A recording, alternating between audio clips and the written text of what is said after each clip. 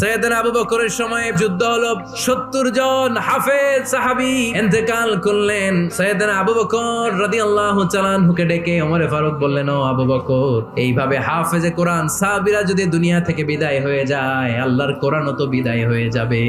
আমরা এই যে কোরআন পড়ি 30 পারা, এমদাদিয়া লাইব্রেরির 114টা সূরা, কত সুন্দর সন্নিবেশ করা হয়েছে, এখানে সাজানো হয়েছে। আল্লাহর হাবিব সাল্লাল্লাহু আলাইহি ওয়াসাল্লামের সময় কি এরকম কোরআন ছিল নাকি? খেজুর পাতার মধ্যে, গাছের বাকলের মধ্যে, ওটের বড় হাড্ডির মধ্যে আর পাথরের মধ্যে খোদাই করা কোরআন ছিল।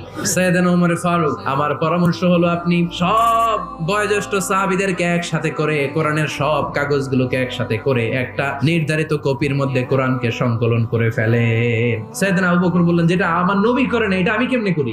কিন্তু ওমর ফারুক নাছোড়বান্দা বলে, না, এটা করলে কোনো খারাপ হবে না, ভালোই হবে। মুসলিম উম্মার জন্য এক জায়গায় কোরআন সন্নিবেশিত থাকবে, আপনি করেন। সাইয়েদনা আবু বকর রাজি হয় না, ওমর ফারুকও ছাড়ে না। ওমর ফারুক বলতে বলতে এমন